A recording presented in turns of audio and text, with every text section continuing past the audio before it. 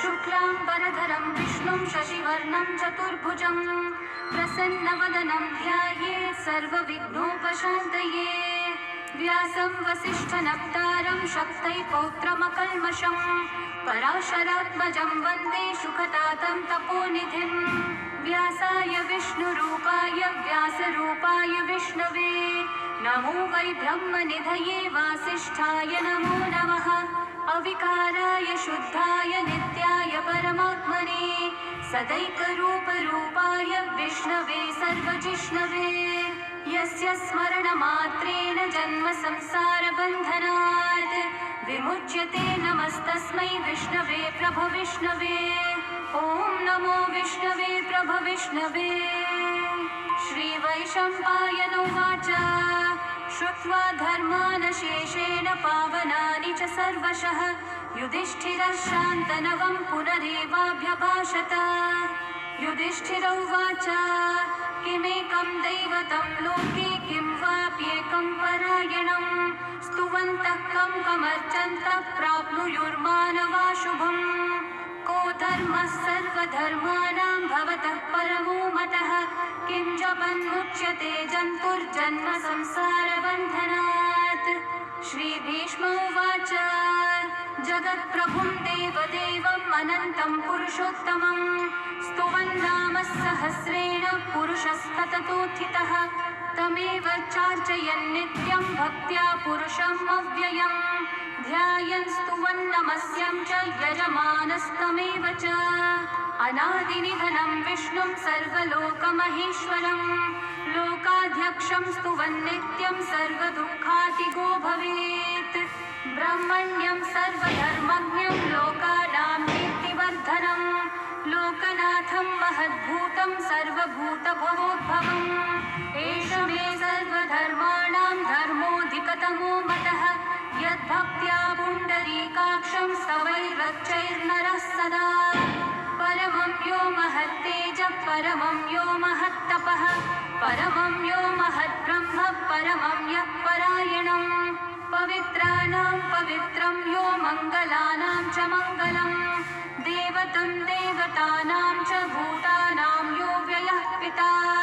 यतः सर्वाणि भूतानि भवन्त्यादियुगागमे यस्मिंश्च प्रलयं यान्ति पुनरेव युगक्षये तस्य लोकप्रधानस्य जगन्नाथस्य भूपते विष्णोर्नाम सहस्रं मे शृणु पापभयावहम्। यानि नामानि गौणानि विख्यातानि महात्मनः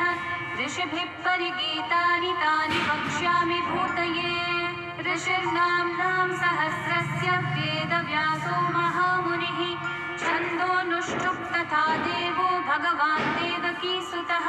अमृतांशोद्भवो बीजं शक्तिर्देवकीनन्दनः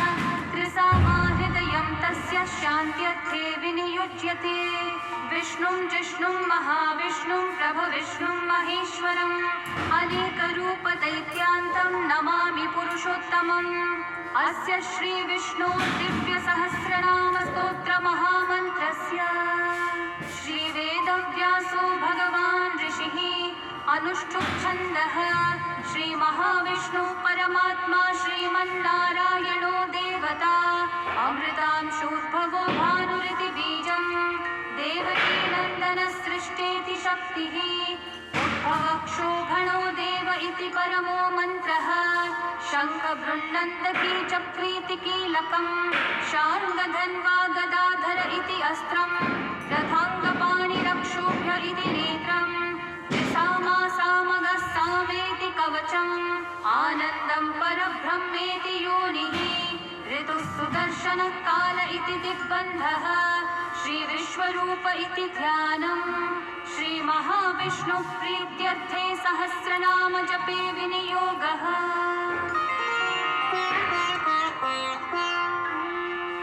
ध्यानम्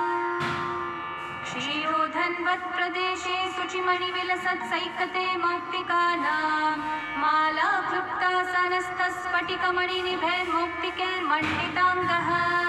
शुभ्रैरभ्रैरतभ्रैरुपरि विरचितैर्मुक्तपीयूषवर्षैः आनन्देन पुनीयादरिन नलिनगदा शङ्खपाणिर्मुकुन्दः भुःपादौ यस्य नाभिर्वियदसुरनिलश्चन्द्रसूर्यौ च नेत्रे कर्णावाशशिरौद्योर्मुखमपि दहनो यस्य वास्तेयमब्धिः अन्तस्थं यस्य विश्वं सुरनरखगो भोगि गन्धर्वदैत्यैः चित्रं रम्यतेतां त्रिभुवनविपुषं विष्णुमीशं नमामि। ॐ नमो भगवते वासुदेवाय। शान्ताकारं भुजगशयनं पद्मनाभं सुरेशं विश्वाधारं गगनसदृशं मेघवर्णं शुभाङ्गं लक्ष्मीकान्तं कमलनयनं योगिहृद्ध्यानगम्यं वन्दे विष्णुं भवभयहरं सर्वलोकैकनाथं मेघश्यामं पीतकौशेयवासं श्रीवत्साङ्कं कौस्तुभोद्भासिताङ्गं पुण्योपेतं पुण्डरीकायताक्षं विष्णुं वन्दे सर्वलोकैकनाथं। नमः समस्तभूतानामादिभूताय भूभृते अनेकरूपरूपाय विष्णवे प्रभविष्णवे सशङ्खचक्रं सकिरीटकुण्डलं सपीतवस्त्रं सरसीरुहेक्षणं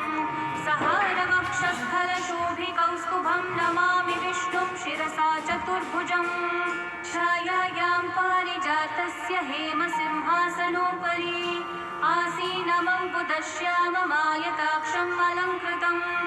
चन्द्राननं चतुर्बाहुं श्रीवत्साङ्कितवक्षसं रुक्मिणी सत्यभामाभ्यां सहितं कृष्णमाश्रये। विश्वं विष्णुर्वषट्कारो भूतभव्यभवत्प्रभुः भूतकृद्भूतभृद्भावो भूतात्मा भूतभावनः भूतात्मा परमात्मा च मुक्तानां परमागतिः अव्ययः पुरुषः साक्षी क्षेत्रज्ञोऽक्षर एव च योगो योगविदां नेता प्रधानः पुरुषेश्वरः नारसिंहः वपुः श्रीमान् केशवः पुरुषोत्तमः सर्वः शिवस्थाणुर्भूतादिर्निधिरव्ययः सम्भवो भावनो भर्ता प्रभवः प्रभुरीश्वरः स्वयंभू शम्भुरादित्यः पुष्कराक्षो महास्वनः अनादिनिधनो धाता विधाता धातुरुत्तमः अप्रमेयो ऋषिकेशः पद्मनाभो मरः प्रभुः विश्वकर्मा मनुस्त्वष्टा स्थविष्ठस्थविरो ध्रुवः अग्राह्यः शाश्वतः कृष्णो लोहिताक्षः प्रतर्दनः प्रभुतस्त्रिककुब्धामः पवित्रं मङ्गलं परम् ईशानः प्राणदः प्राणो ज्येष्ठः श्रेष्ठः प्रजापतिः हिरण्यगर्भो भूगर्भो माधवो मधुसूदनः ईश्वरो विक्रमी धन्वी मेधावी विक्रमक्रमः अनुत्तमो दुराधर्षः कृतज्ञः कृतिरात्मवान् सुरेशः शरणं शर्म विश्वरेतः प्रजाभवः अहः संवत्सरो व्याळप्रत्ययः सर्वदर्शनः अजः सर्वेश्वरः सिद्धिः सिद्धिः सर्वादिरच्युतः वृषाकपिरमेयात्मा सर्वयोगविनिःसृतः वसुर्वसुमना सत्यः समात्मा संवितः समः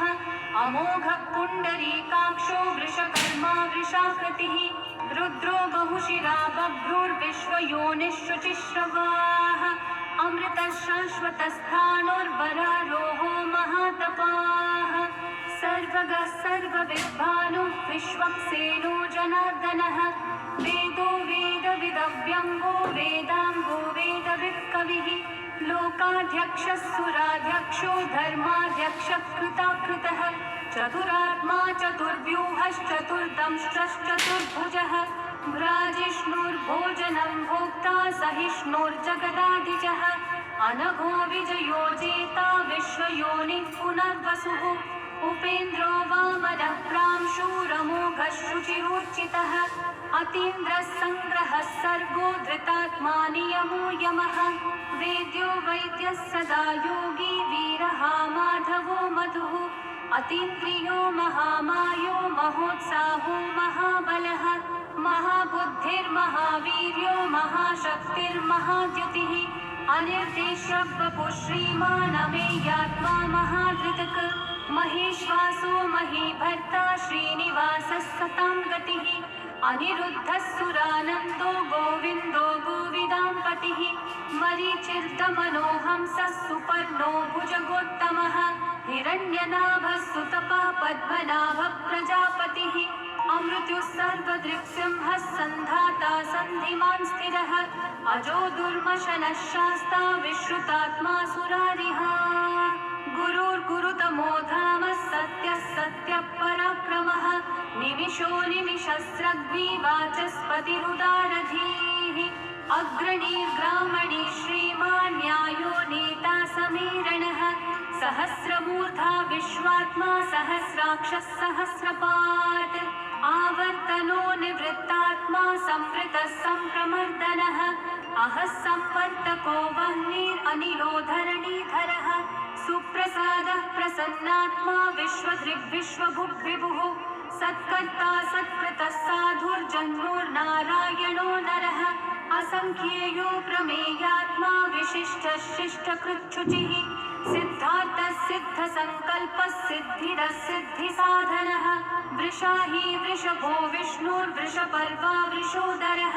वर्धनो वर्धमानश्च विविक्तः श्रुतिसागरः सुभुजो दुर्धरो वाग्मी महेन्द्रो वसुदो वसुः नैकरूपो बृहद्रूपः क्षिपिविष्टप्रकाशनः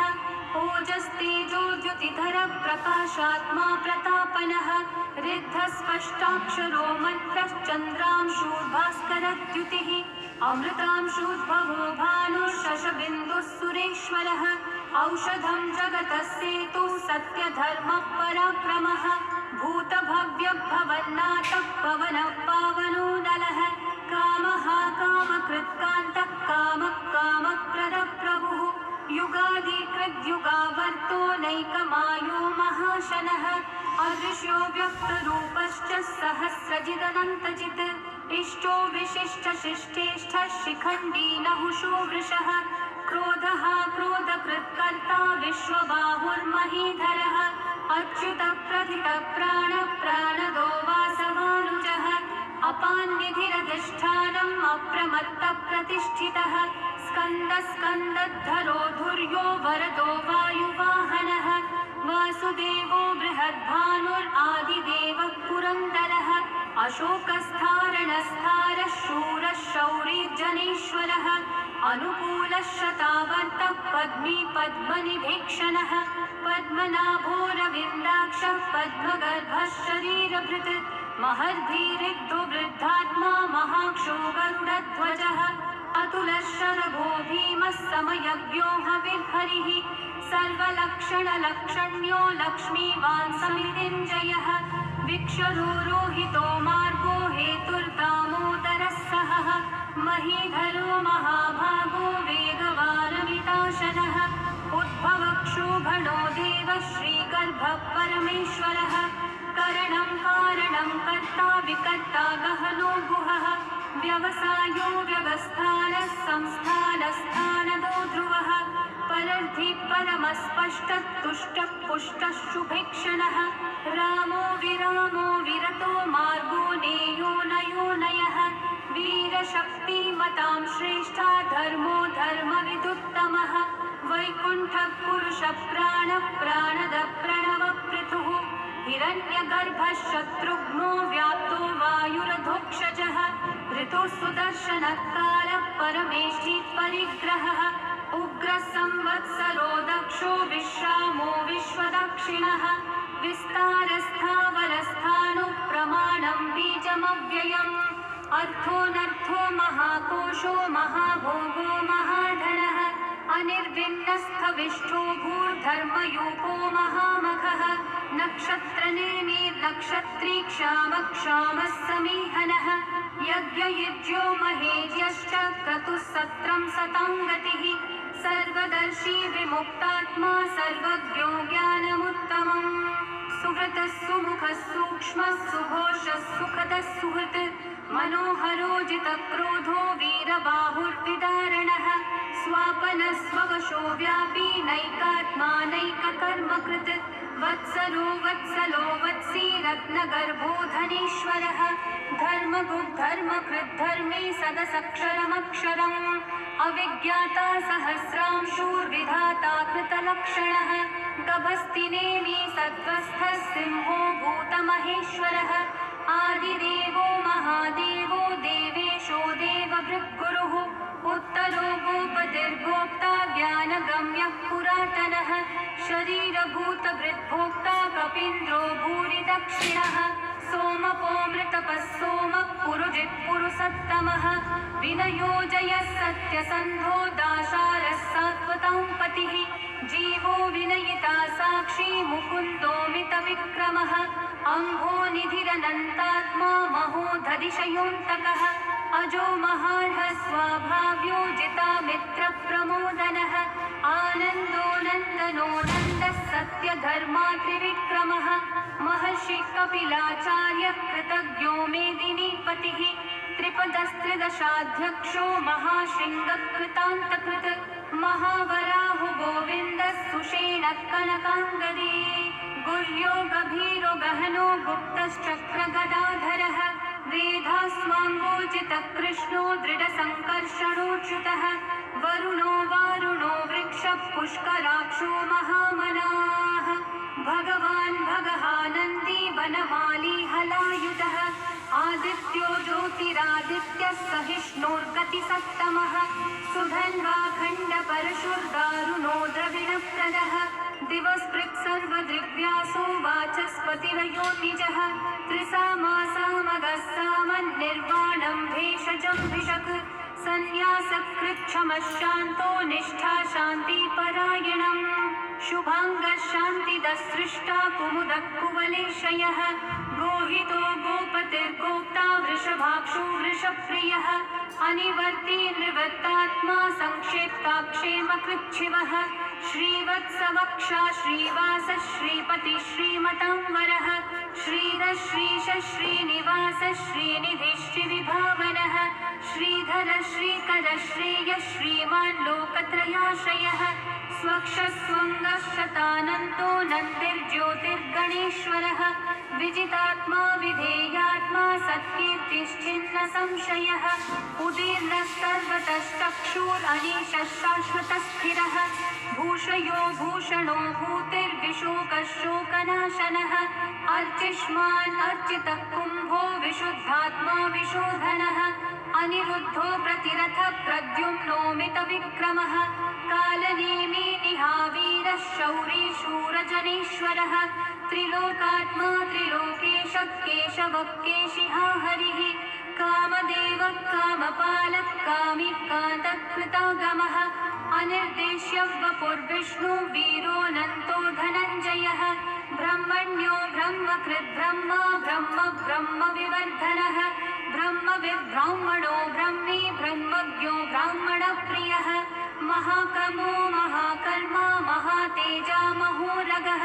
महाक्रतुर्महायज्वा महायज्ञो महाहविः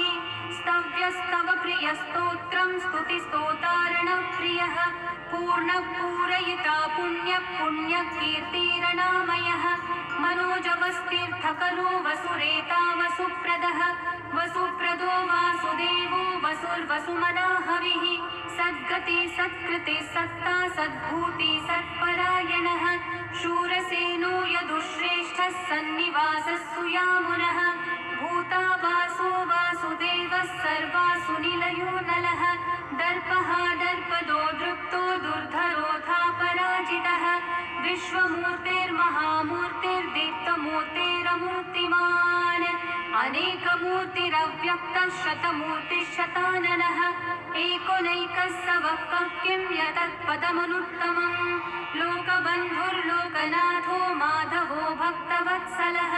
सुवर्णवर्णो हेमाङ्गो वराङ्गश्चन्दनाङ्गदे वीरः विषमशून्यो घृताशीरशलश्चलः अमानी मानदो मान्यो लोकस्वामी त्रिलोकधृक् सुकृतिक सुमेधामेधजो धन्यः सत्यमेधाधराधरः तेजो वृषोद्युतिधरः सर्वशस्त्रभृताम्बरः प्रग्रहो निग्रहो व्यग्रो नैकशृङ्गो गदाग्रजः चतुर्मूर्तिश्चतुर्बाहुश्चतुर्व्यूहश्चतुर्गतिः चतुरात्मा चतुर्भावश्चतुर्वेदविदेकपात् समावर्तो निर्वृत्तात्मा दुर्जयो दुरतिक्रमः दुर्लभो दुर्गमो दुर्गो दुरावासो दुरारिहा शुभाङ्गो लोकसारङ्गः सुतन्तुस्तन्तुवर्धनः इन्द्रकर्मा महाकर्मा कृतकर्मा कृतागमः उद्भवः सुन्दर सुन्दो रत्ननाभः सुलोचनः अर्को वाजः शृङ्गी जयन्तः सर्वविजयी सुवर्णबिन्दुरक्षोभ्यः सर्ववागीश्वरेश्वरः महाहृदो महागर्तो महाभूतो महानिधिः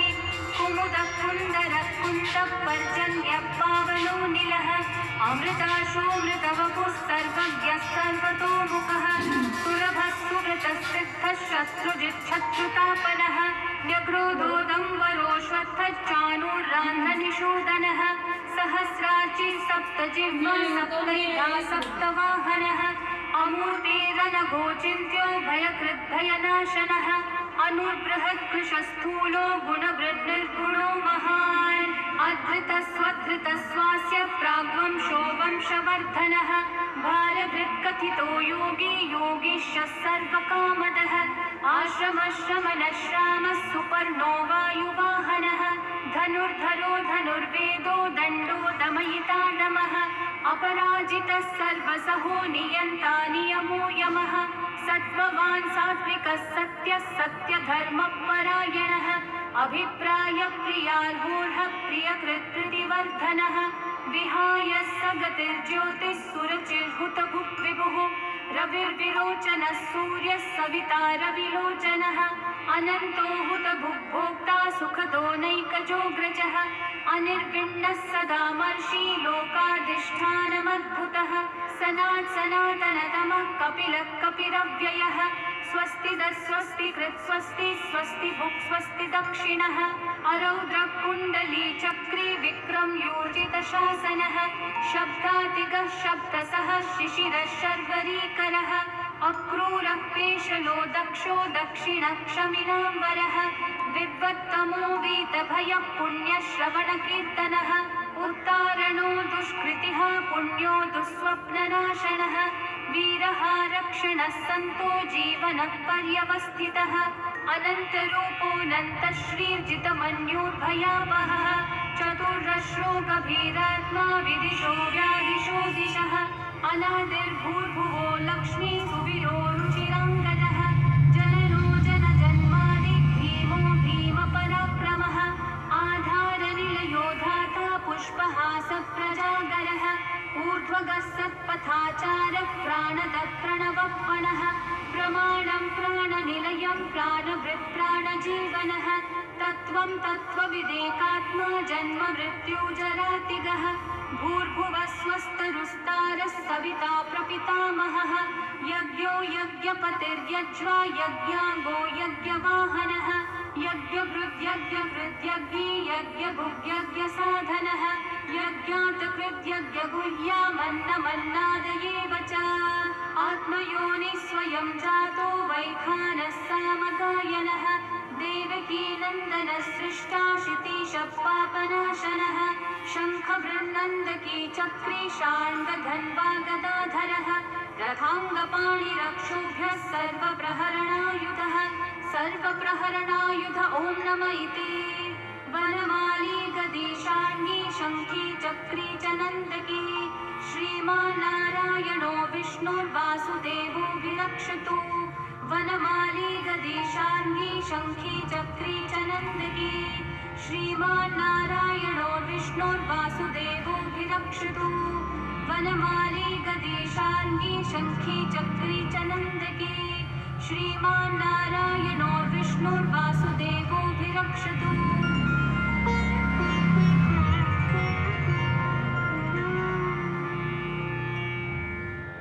एतेदं कीर्तनीयस्य केशवस्य महात्मनः नाम्नां सहस्रं दिव्यानामशेषेण प्रकीर्तितम् य इदं शृणुयान् नित्यं यश्चापि परिकीर्तयेत् नाशुभं प्राप्नुयात् किञ्चित् सोमुत्रेह च मानवः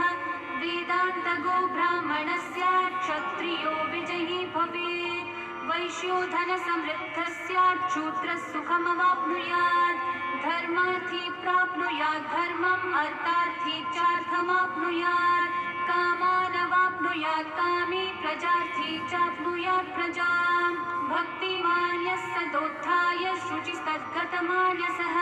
सहस्रं वासुदेवस्य नाम्नामेतत् प्रकीर्तयेत् यशः प्राप्नोति विपुलं याति प्राधान्यमेव च अचलां श्रियमाप्नोति श्रेयप्राप्नोत्यनुत्तमम् न भयं क्वचिदाप्नोति वीर्यं तेजश्च विन्दति भवत्यरोगो द्युतिमान् बलरूपगुणान्वितः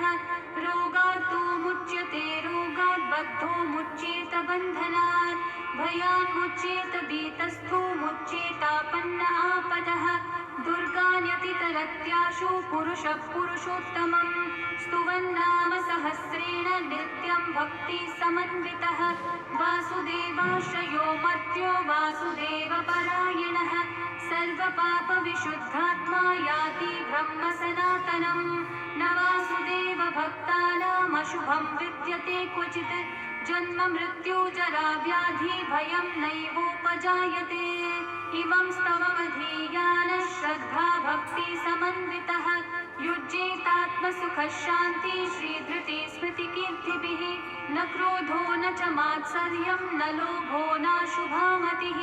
भवन्ति कृतपुण्यानां भक्तानां पुरुषोत्तमे द्यौसचन्द्रार्कनक्षत्राखं दिशो भूर्महोदधिः वासुदेवस्य वीर्येण विदतानि महात्मनः ससुरासुरगन्धर्वं सयक्षोरगराक्षसं जगद्वशे वर्ततेदं कृष्णस्य सचराचरम् इन्द्रियाणि मनोबुद्धिः सत्त्वं तेजो बलं द्युतिः